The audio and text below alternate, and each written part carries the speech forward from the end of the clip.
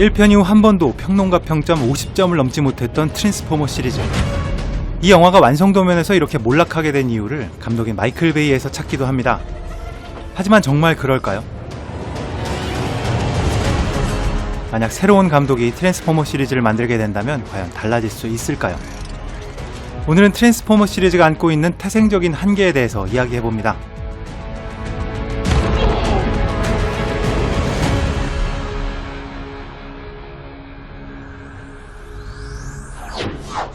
트랜스포머 시리즈는 파라마운트 픽처스에서 제작했습니다. 헐리우드 빅6 영화사 중 하나인 파라마운트는 슈퍼히어로 장르의 판권이 하나도 없을 뿐만 아니라 미션 임파서블 시리즈를 제외하면 대형 프랜차이즈라고 부를 만한 시리즈 영화가 없기 때문에 2000년대에 접어들면서 고전을 면치 못했었습니다. 이런 파라마운트를 먹여 살리고 있는 1등 공신이 바로 트랜스포머 시리즈입니다.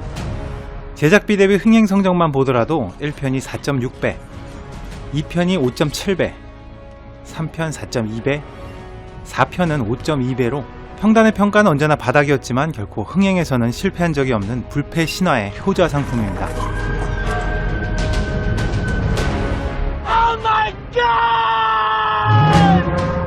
평점의 폭망에도 불구하고 가장 높은 흥행을 기록한 4편 이후에 파라마운트 픽처스는 시리즈의 속편, 프리퀄, 스피노프까지 이르는 트랜스포머 세계관의 무한 확장을 시작합니다.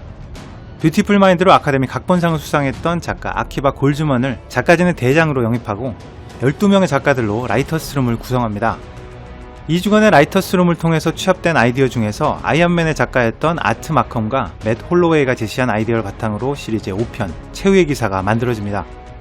메인 작가의 타이틀은 주된 아이디어를 제공했던 아트 마컴과 맷 홀로웨이로 되어 있지만 워킹데드 시리즈의 켄 놀란, 새로운 툼레이더 시리즈의 제네바 로버트슨 등 다른 작가의 아이디어와 설정을 결합해서 총 5명의 작가진이 참여한 각본으로 마무리됩니다.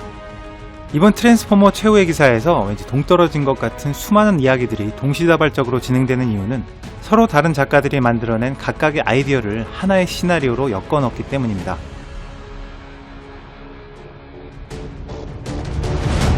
전세계 5조 원 이상의 연매출을 기록하고 있는 거대 장난감 회사인 하스브로가 1980년대 초반 마이크로맨으로 시작된 변신 로봇 장난감을 팔기 위해 만든 애니메이션 시리즈가 바로 트랜스포머였습니다. 다이아크론 가로봇. 하스브로는 당시 주력 장난감이었던 지아이조를 바탕으로 영화화 사업을 추진하게 됩니다. 하지만 미국의 이라크 침공으로 군대와 전쟁에 대한 여론이 악화되면서 트랜스포머가 최초의 영화화 프로젝트로 결정되게 됩니다. 2007년 개봉한 트랜스포머 1편의 엄청난 히트는 그대로 트랜스포머 장난감 매출의 폭발로 이어졌고 2편 개봉을 전후한 2011년 매출은 전년 대비 20% 이상 급증하기도 했었습니다. 모든 트랜스포머 영화의 오프닝에는 제작사인 파라마운트의 타이틀 바로 다음에 하스브로의 타이틀이 나옵니다. 영화의 엔딩 크레딧에도 감독과 각본 바로 다음에 이 영화가 트랜스포머 액션 피규어를 기반으로 하고 있다는 내용이 등장합니다. 이 크레딧의 순서만 보더라도 트랜스포머 시리즈에서 하스브로의 영향력이 얼마나 대단한지 쉽게 짐작할 수 있는 거죠. 시리즈를 거듭하면서 똑같은 캐릭터의 디자인이 계속 바뀌는 것도, 또 새로운 캐릭터가 계속 등장하는 것도 작가의 의도보다는 하스브로의 새로운 장난감 라인을 위해서라고 할 수 있습니다. 이번 트랜스포머 최후의 기사에도 어김없이 수많은 새로운 로봇 캐릭터들이 등장합니다. 주인공이 두세 명인 일반적인 영화에서도 이 캐릭터들의 입체감을 부여하고 설득력 있게 만드는 건 결코 쉽지 않은 일인 것을 감안하면 이런 수많은 캐릭터들이 한 편의 영화에 갑자기 투입된다는 건 분명 영화 자체를 위한 선택은 아니었다는 걸 쉽게 짐작할 수 있습니다.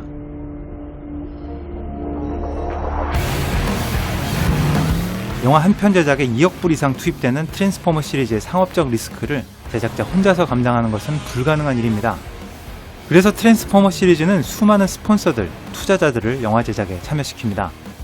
세계 초유의 자동차 회사들은 물론이고 핸드폰, 음료, 맥주, 이제는 우유도 등장하게 되죠. 사실 관객들에게는 그리 달갑지 않은 이런 스폰서, PPL 광고가 생각보다 큰 광고 효과를 가지고 있습니다. 단적인 예로 범블비가 변신하는 쉐보레 카마로는 트랜스포머가 개봉하는 해에만 평균 10% 이상의 매출 성장을 기록합니다.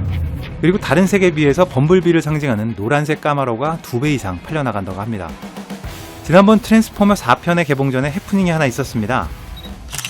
영화 제작에 100만 불 정도를 투자한 중국 회사 베이징 판구에서 스폰서의 조건이었던 자사의 7성급 호텔 베이징 판구 플라자 호텔이 영화에 제대로 나오지 않는다는 이유로 스폰서십 계약을 철회하겠다고 영화사에 통보한 겁니다. 결국 양자의 합의로 일단락되긴 했었지만 트랜스포머 영화에서 뜬금없는 로케이션이 등장하는 것이나 뜬금없는 장면이 계속 등장하는 것도 이런 스폰서의 영향력과 무관하진 않은 장면들입니다. 이렇게 각각의 스폰서가 투자 금액에 비례하는 영향력을 행사하는 환경에서 아무리 훌륭한 시나리오 작가를 영입한다 하더라도 작가의 의지대로 이야기를 전개하는 건 불가능한 일일지도 모르겠습니다.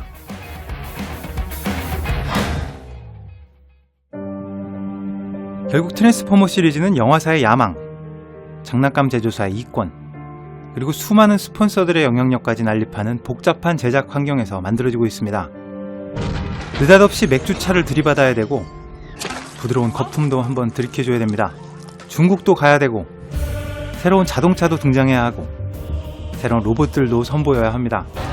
폭발 성애자 감독님이라도 빅토리아 시크릿 로고는 남겨놔야 합니다. 아무리 운전사가 핸들을 잡고 있더라도 정해진 정류장이 셀 수 없이 늘어서 있다면 운전사 마음대로 갈 수는 없는 노릇입니다. 어쩌면 마이클 베이 기사님이 운전해온 트랜스포머 시리즈는 범블비 같은 멋진 자가용이 아니라 쉴 새 없이 정차해야 하는 노선버스 같은 영화가 아니었을까 생각됩니다. 마이클 베이 기사님의 마지막 운행인 이번 최후의 기사에서도 이런 정류장들은 전혀 줄어들지 않았습니다. 오히려 수많은 작가들이 제각각 만들어 놓은 무수한 설정들은 잠시 정차하는 정류장의 수준을 넘어서서 다른 버스로 계속 환승하는 느낌마저 들게 합니다.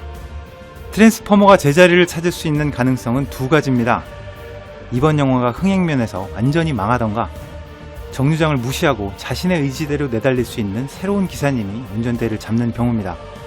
하지만 안타깝게도 이 둘 중 어느 쪽도 가능성은 극히 희박해 보입니다. 지금까지 빨강도끼부였습니다.